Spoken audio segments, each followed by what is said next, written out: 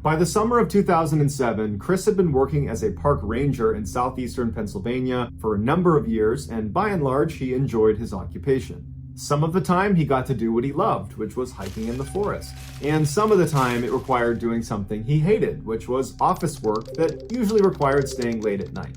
On one of those late nights in August of 2007, Chris's boss, Mike, said that he needed to leave the office and go down the access road to this tool shed they had. He needed to get some equipment and bring it back up to the office for some reason, and he said he'd be back in about 15 minutes.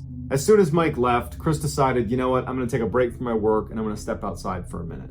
Right in front of the office building was a little staff parking lot, and then about 50 meters beyond that was the edge of this really dense forest where the access road that Mike had just gone down to get to the tool shed basically split right through the middle and went straight out past the office. When Chris stepped outside to take his break, he sat down on the front steps that overlooked that parking lot and the access road, and he was just kind of looking out towards the forest, not thinking about what he was looking at, just kind of mindlessly sitting there, when all of a sudden he just started to feel like someone's watching me.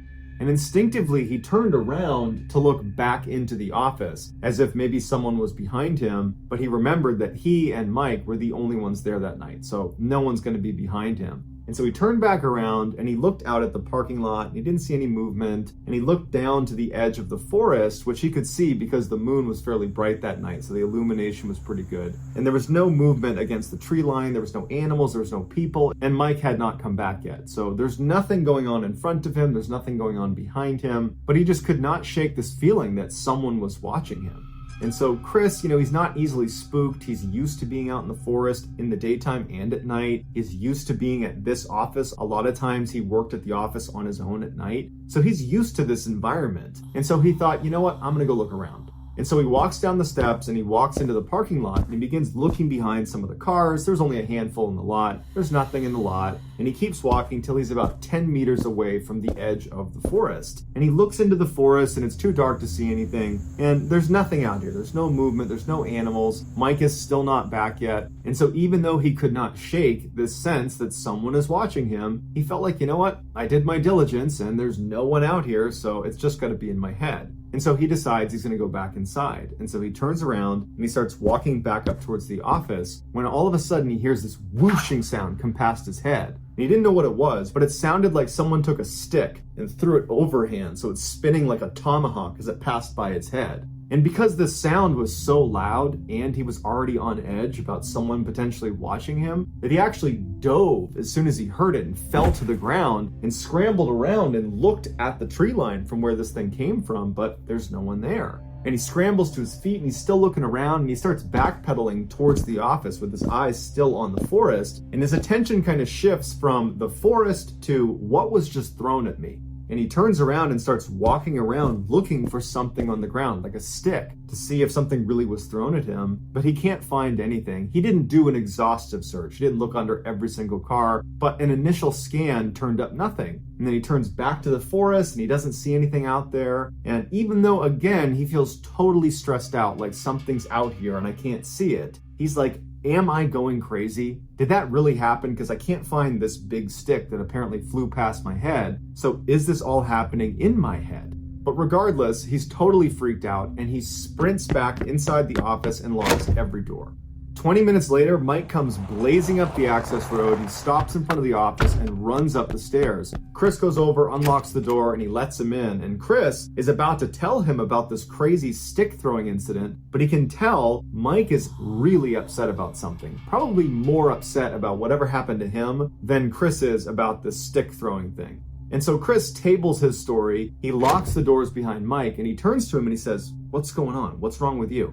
At first, Mike doesn't say anything. He just paces back and forth inside the office. And then finally, Chris calms him down and he gets him to explain what happened. Mike tells him that he was down at the tool shed, which is about a half mile down the access road and about 20 meters off the road into the forest. And he's at the shed, it's open, and he's pulling out the different pieces of equipment he's gonna bring back to the office. And he says all of a sudden, all the hairs on his body stand up. He's got goosebumps. And immediately he thinks, someone's watching me.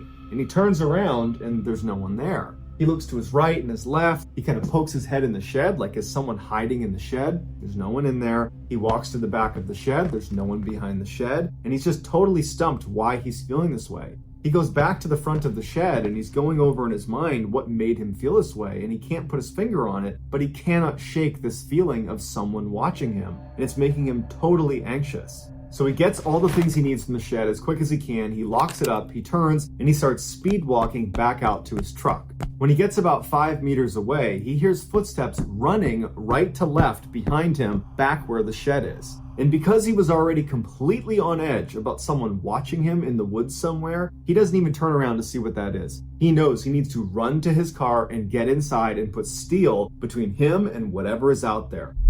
Once he's inside, he locks the door, he turns on the ignition, and looks one last time in the direction of where he came from. And to his horror, there is a man walking into the woods right next to the shed, turning the corner behind and disappearing into the woods. His instincts were spot on. He was being watched. And that's when Mike hit the gas and sped back to the office. Chris then tells Mike about his stick throwing incident because all of a sudden that seems a whole lot more real, and they both agree that whoever threw something at Chris is probably the same guy who was hiding near the shed with Mike. Concerned this guy might come back and break into the office, they stay the night there and they watch the whole time. They don't see him again. And the next morning they file a report and they tell the incoming park rangers what happened. But after this, there were no more reports of this strange hooded figure roaming around the forest. And to this day, Chris and Mike have no idea who he is or what he wanted. But they can both agree, whoever he was bad news.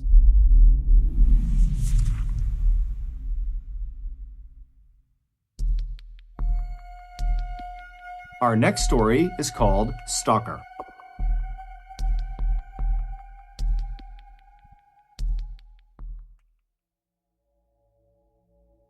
In June of 2011, law student Lauren Giddings was only one test away from completing her dream and becoming a public defender.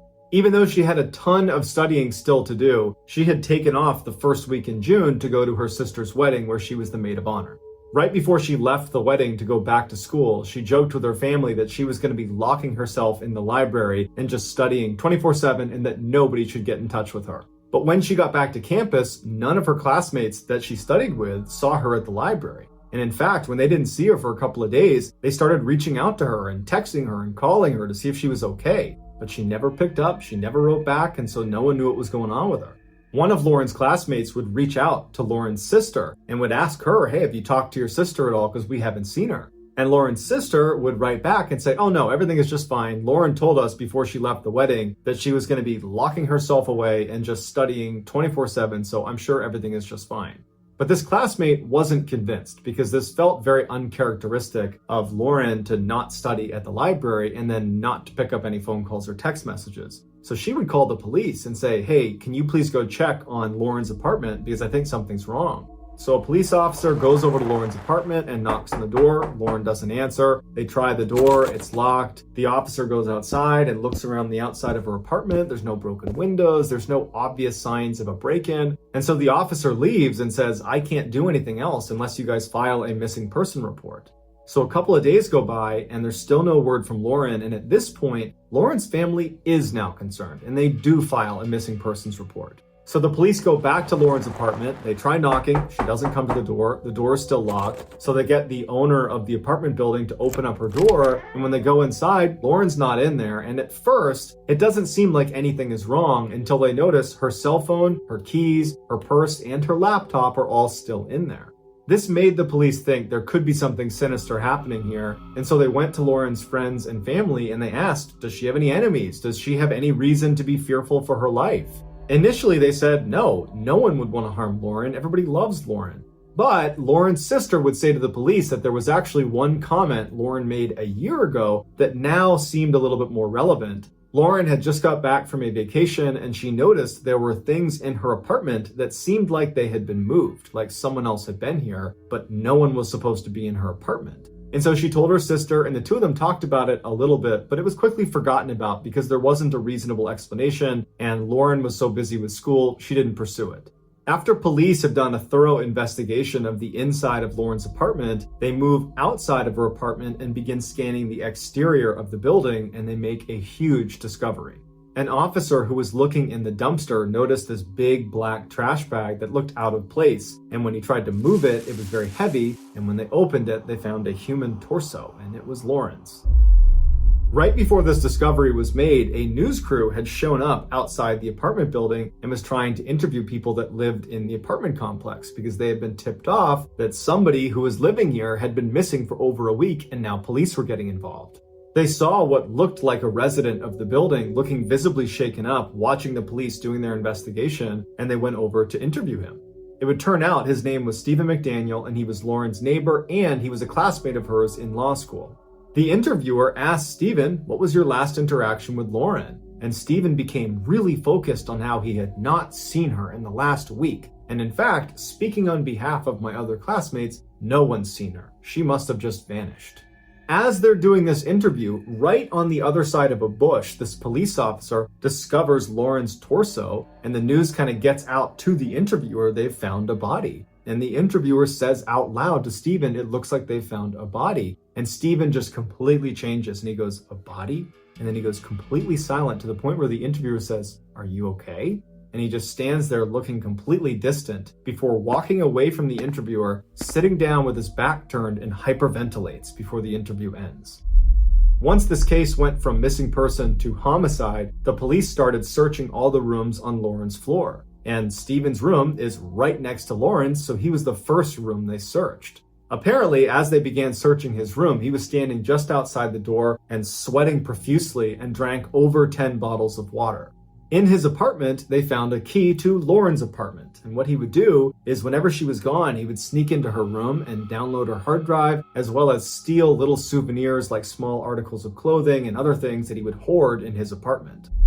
When they went on Stephen's computer and checked his browser history, basically the only things he did on the internet were look at Lauren's Facebook and LinkedIn profiles. But the creepiest thing they found was this camera that was literally duct taped to this long pole. And on the camera were all these surveillance videos of Lauren, because what he would do is he would go outside and he would hoist up this camera and he would film her through her windows in the middle of the night.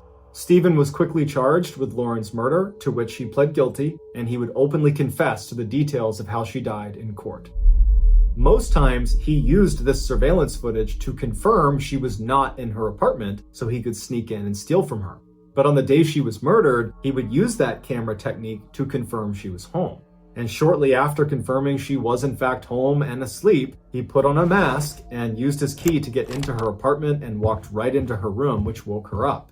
According to Stephen, she apparently sat up and said, "You need to leave." At this point, he jumps on the bed, and in their struggle, his mask would come off, and Lauren would recognize it's clearly Stephen, and she would plead with him by name to stop. But he didn't stop, and he would strangle her to death.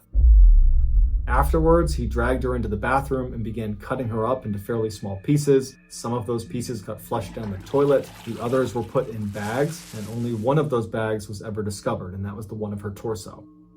Stephen was ultimately given a life sentence.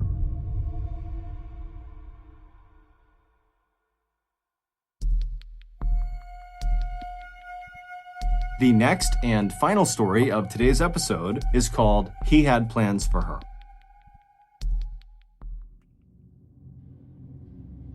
In 2014, a young woman named Jen was sitting in her sister's living room, looking out their back window where her son and her two nephews were playing. And as she's watching them, one of her nephews, named Harrison, walked over to this tree and began peeling the bark off of the tree.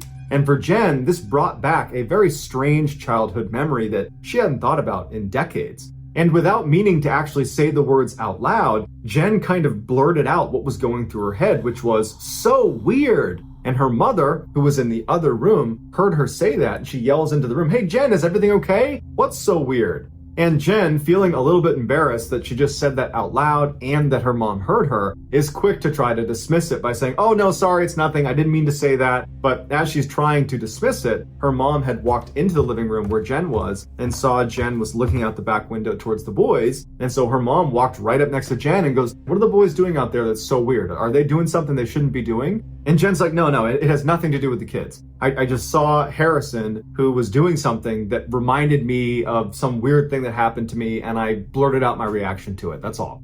And Jen's mom looks at her and says, "Well, now you gotta tell me the memory, because I'm totally intrigued." Jen says, "Okay, Mom, I'll tell you the story. I don't know if Frankie's mom ever told you this or not, but when I was 8 years old, I spoke to Frankie and he was doing some homework and he told me to come meet him outside of his house and that when he was done, we could meet up and go play together. And so I walked over to his house, and I was standing across the street in front of that small group of trees that we called the pine cone forest, even though it was just a handful of trees, but we all called it that. Anyways, I was standing over there, and I was just kind of mindlessly peeling the bark off of the tree. I don't even remember consciously deciding to do it. And so as I'm peeling the bark off the tree, watching Frankie's house, waiting for him to come outside, I noticed to my right, there's this guy walking through the forest towards me. And I look at him, and I've never seen him before. And before he got even within 10 feet of me, I could smell cigarettes. He reeked of cigarettes. And his teeth were very yellow. He's missing a number of teeth. And I noticed right away when I looked at his hands, I don't know why I was looking at his hands, but I looked at his hands, and he had these pointy yellow fingernails that almost looked like he was intentionally growing them out to be long and jagged. And he comes walking up to me and stops completely in my personal space. And instead of looking at me, he looks at the spot on the tree where I had been peeling the bark off. And he's literally like 1 foot away from me, so close that I had to lean back because I didn't want to be rude and run away. So I'm leaning back to avoid being right next to this guy. And all I can smell is cigarette smoke. And he turns from the tree to me and he goes, "What do you think you're doing?" And I'm like this, and I'm like, "I'm waiting for my friend." And he says, "No, what are you doing to the tree?" And I remember looking at him and then the tree and saying, "Peeling the bark off?" And that's when he raised his hand up and pinched my arm with his nails, not with the pads of his fingers, but he was using his nails, and he's pinching down on my skin, and through gritted teeth, he says, "How would you like it if someone peeled your skin off?" I remember as he's pinching me, I was so terrified that I didn't do anything. I was like in a trance and just stood there looking at him, wondering what's about to happen. And then as luck would have it, Frankie's mom just happened to come outside and yelled, "Hey, come on inside, Frankie's done with his homework." And so that kind of broke me out of my trance. I pulled my arm away and I began running away from him across the street towards Frankie's house. And I turned around once, kind of expecting him to be chasing me, but he wasn't. He was still standing next to the tree that I had pulled the bark off of, except now he was watching me. And I ran up onto the porch and ran inside, and that was that. I remember wanting to tell you about it when I got home, but for some reason I didn't. And then days turned into weeks, turned into months, and before long it was just a distant memory, and I never really thought about it, and at some point did forget about it, until just now when I saw Harrison peeling the bark off of the tree, and it brought it back, and that's why you heard me say, "So weird." That was my reaction to it, because I'm wondering, who was that guy, and what happened to him? Like, that's so creepy. After Jen told her mother this story, she was expecting her mom to be a little bit horrified by it because it is a pretty startling story about her own child. But Jen's thinking it's been so long since this happened and nothing came of it that her mom would probably quickly move on from it. But Jen noticed her mom looked very concerned, and she turned to her and she goes, "Mom, this happened like 2 decades ago. Like, this is not a big deal." And her mom looks down for a second and then looks up, and she has this look of guilt on her face. And she says to her daughter, "Jen, I should have told you this when it happened, but you were so young, and I felt like it was going to ruin your childhood, and so I just didn't tell you. And it seemed like you forgot about it, but obviously you didn't, and so I guess you got to hear the full story now." Jen's confused at this point, and she says, "What are you talking about?" And her mother, who now looked really uncomfortable, she's touching her face, and she looks very anxious, she says to Jen, "It's time you learned who that man really was." Before Jen could ask any more questions, her mom just says, "Honey, just sit down and I will explain everything to you." So they sit down, and Jen's mom is still acting pretty uncomfortable. This is obviously a difficult subject for her. And she starts by saying, "Okay, so do you remember how in our neighborhood where you grew up, everybody seemed to know each other? It was a really tight community of people." And Jen's like, "Yeah, I remember that."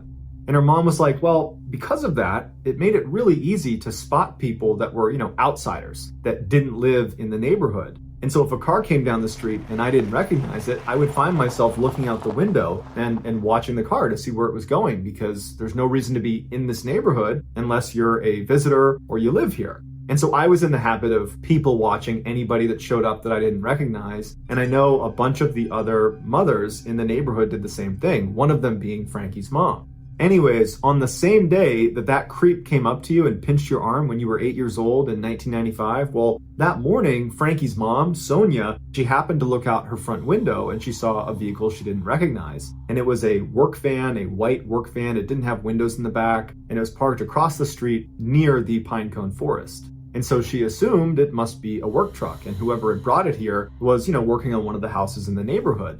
But where it was parked, it was not close to any one particular house. And there was lots of places you could have parked on the street. So it seemed odd if you're going to be doing work on a house that you wouldn't just park in front of the house. Like, why would you park, inconveniently farther away in front of this random forest? And so that got her thinking that something's up with this van. But she didn't think it was bad. She just was trying to make sense of it. And so all morning, she found herself going to the window and looking out to see if someone was going to claim this van, but she never saw anybody go near it. She didn't see workers going in and out of it. She didn't see any activity that was related to the van. It was just this empty van parked randomly across the street. And by the afternoon, when still no one had claimed this vehicle, she was getting ready to call the police. So that same day, you and Frankie had spoken on the phone and planned to meet up at the Pinecone Forest after he was done with his homework. And he didn't tell his mom about these plans, and so she didn't know that you would be very close to this van. Had she have known that, she would have told you to not wait out there, but instead to come right inside and don't go near this van. So at some point in the afternoon, when Sonia's getting ready to call the police, and you were actually already over at the Pinecone Forest waiting for Frankie, Sonia's looking out the window and she sees the back two doors fly open, and that guy who pinched you jumps out of the back and starts running into the Pinecone Forest. And from where Sonia's looking, she can only see part of the forest. The other portion of it is to the right. It's out of her view through this window. And so she turns and runs in her house to the side window of her house. And she looks out at that section of the Pinecone Forest where this guy has run to. And she sees you standing in front of the tree. And she sees this guy sprint right up to you and sees him pinch you in the arm, and he's talking to you. And that's when she ran out onto the porch and yelled for you to come inside. And she would tell me later that when she did that, she tried to sound very natural. She was worried if she sounded like this was an emergency, not only would it frighten you, but it might trigger this stranger to grab you or take you, because now he's been made. Someone realizes he's a bad guy and he might take you.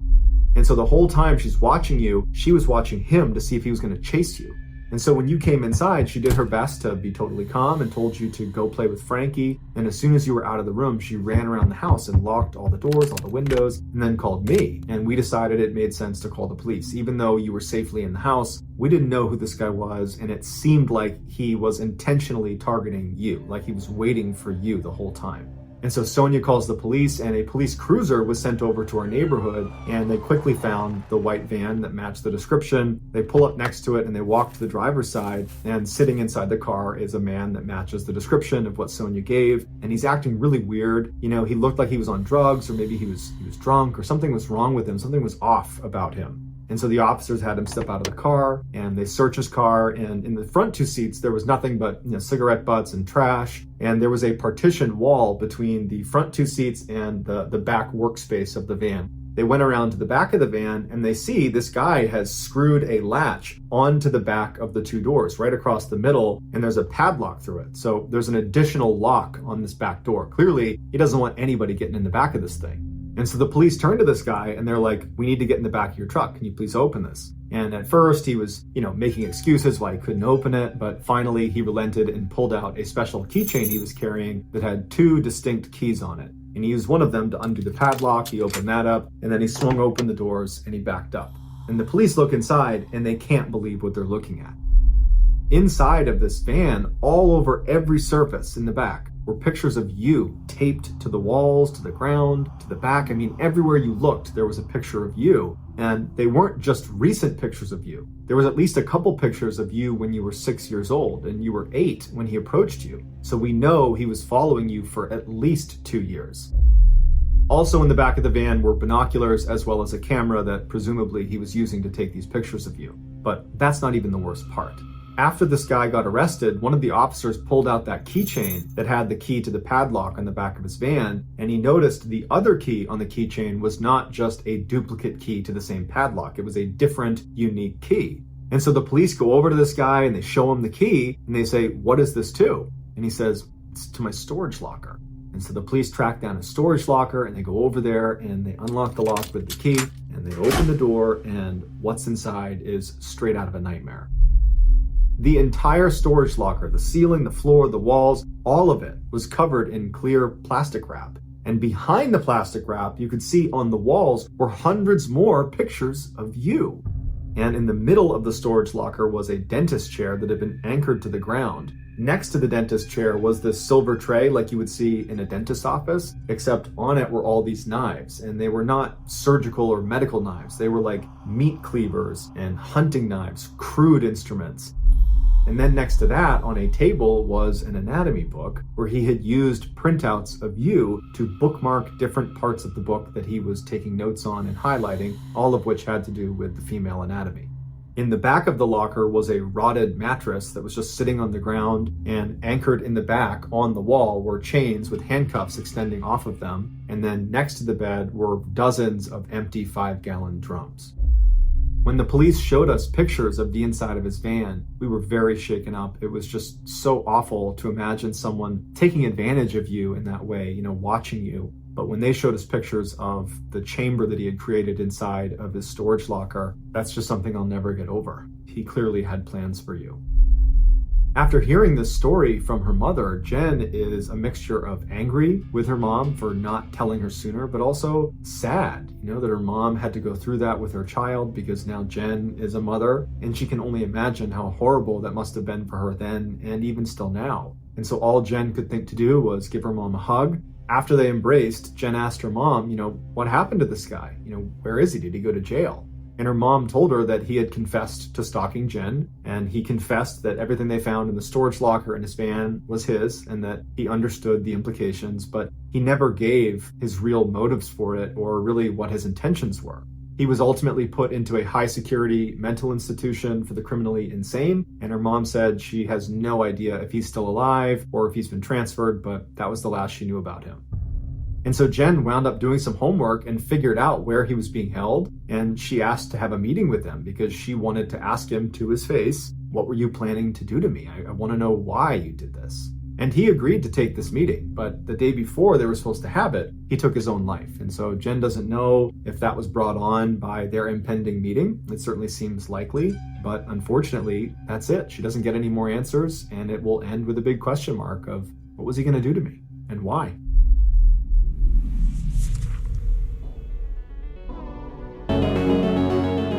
Robert Pickton was born in 1949 in Port Coquitlam in British Columbia, which is about 15 miles to the east of Vancouver. He, along with his brother and sister, were raised by their parents on a big pig farm. In the 1970s, their parents passed away, and so the property was handed down to them. Robert and his brother took over the daily operations of the farm, and their sister decided to just move away. Over the next couple of decades, Robert and his brother attempted to run the pig farm, but pretty quickly they stopped taking care of it, and it fell into decline. Neighbors and visitors recalled seeing the pigs that were still there free roaming the property. And as for the brothers, it appeared they had just stopped bathing, and despite walking all day in mud and pig feces, it seemed like they never took off their boots when they went inside. One of the few farm workers that stayed with the Picktons through the farm's decline was a guy by the name of Bill Hiscox, and he said the farm was a really creepy place. And he also said Robert was a really creepy guy that was prone to just totally bizarre behavior, even though he didn't smoke or drink or use any substances.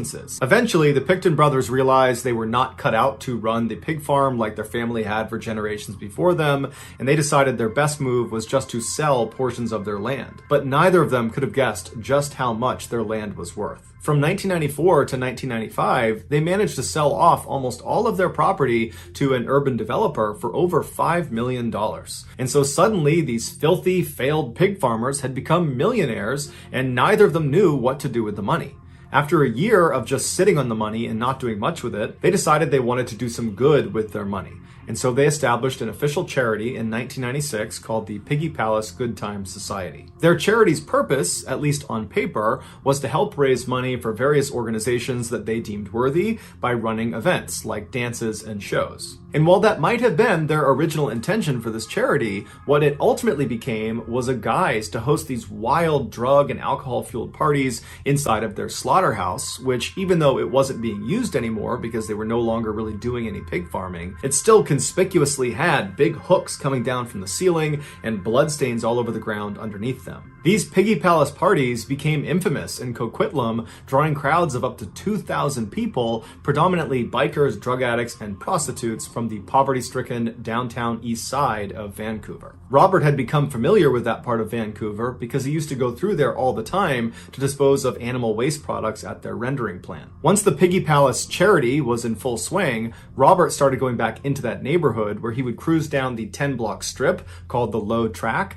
and would attempt to recruit people to come to his parties. Most of the people he recruited were down on their luck women who only agreed to go because he was offering them food and money and drugs and alcohol. At the same time Robert was running this recruiting campaign, women from the downtown east side began disappearing in droves. These disappearances were noticed by the men and women in the downtown east side, but they didn't report them because they had a general distrust of the police and of authority figures in general. But as more and more and more women disappeared from the downtown east side, rumors of a serial killer operating in that area started to circulate. Residents began only going outside if they could walk around in a big group of people, and everybody was just totally on edge, keeping careful lookout for anything odd about the neighborhood, people that shouldn't be there, cars that shouldn't be there. But despite this heightened security, women continued to go missing at a rapid rate and nobody knew why. When the police were finally contacted about all these missing women, their response was lacking to say the least. Since there were no bodies of these missing women,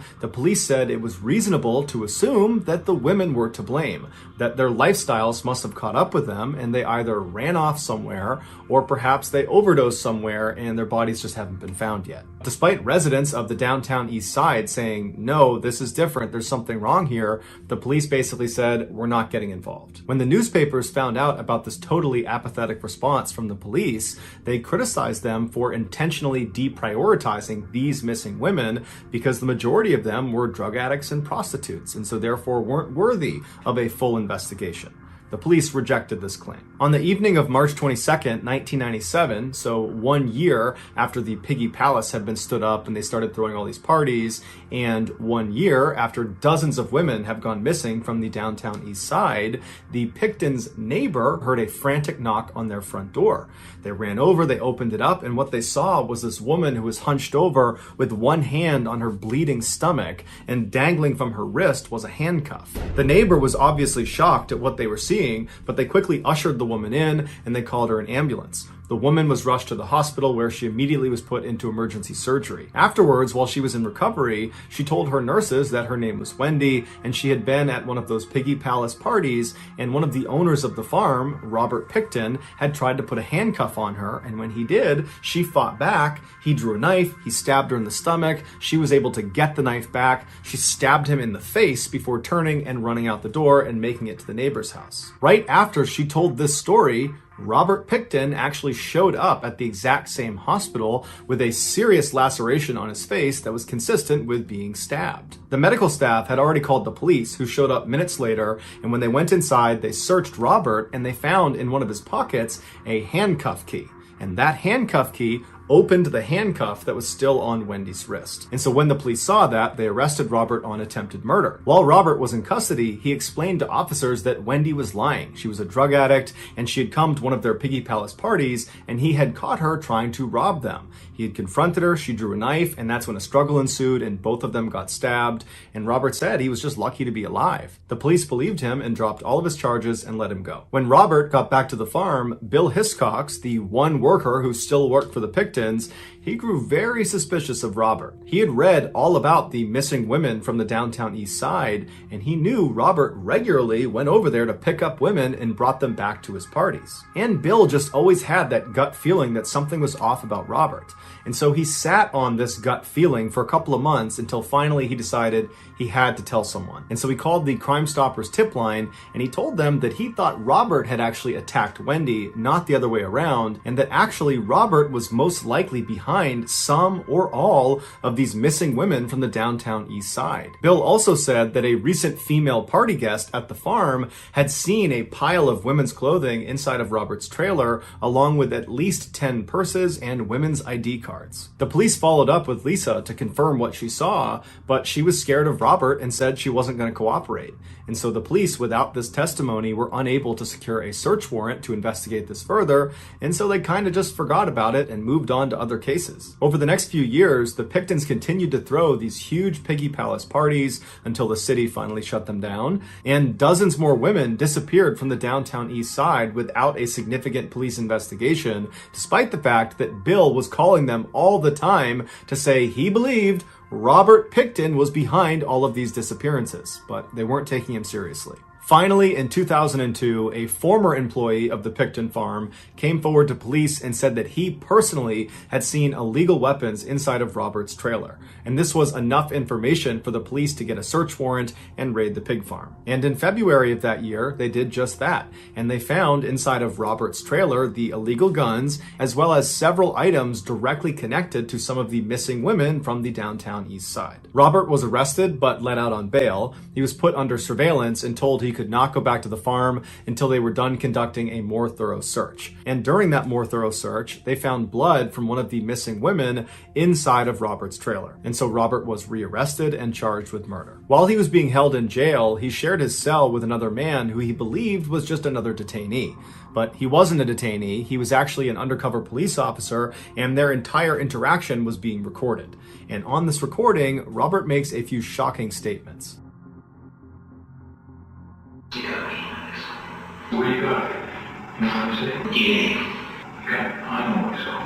You got a missing person. We better fucking how you mean it. I find the best way to dispose of something. Take it in the ocean. Any better than that.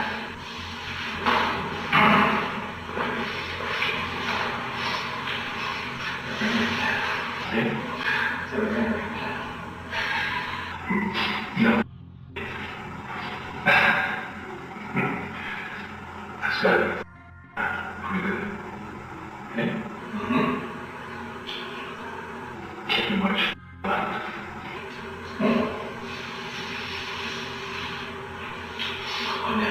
Can't stop it. You can do something. I was going to do one more. Maybe even 50. That's what I was stopping for. Feel the surge with antifreeze, and you check yourself, and you're dead in better than 10 minutes. That was just one more that we can even bigger than the ladies, bigger than the ones in the States. Yeah. Oh, yeah. This is already about 42.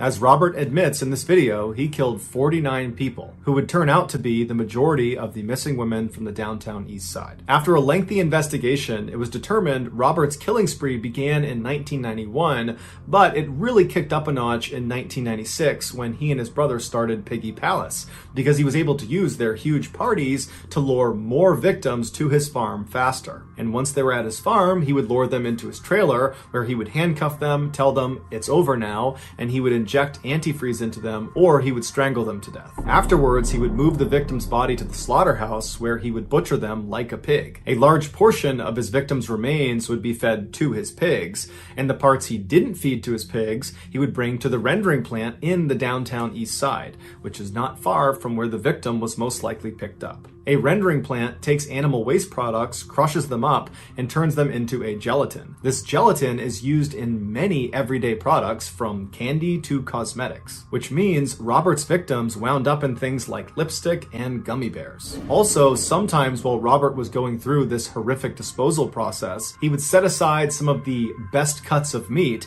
and grind them up with pork and turn them into sausage. This sausage was served at Piggy Palace parties. It was also given to neighbors and food banks and orphanages. After sifting through 300,000 cubic meters of soil and pig feces underneath the Picton farm, investigators were only ever able to find little bits of remains of 26 women. Robert was charged with all 26 murders, but only 6 turned into convictions due to a lack of evidence. He was sentenced to life in prison and is still alive today. His brother and sister were never charged in connection with the crimes.